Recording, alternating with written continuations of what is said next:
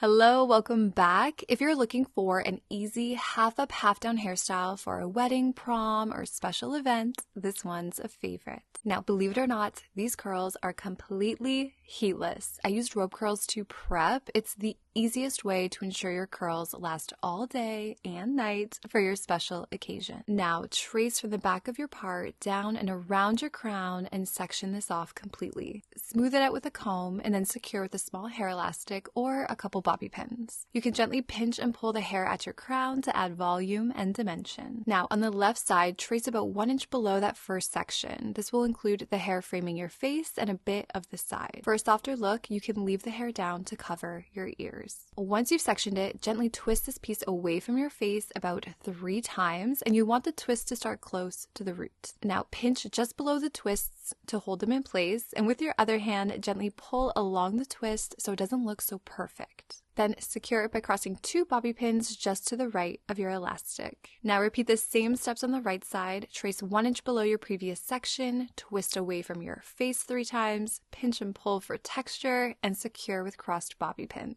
I hope that you found this tutorial helpful. If you did, please give it a like, subscribe, and thank you so much for watching. Bye.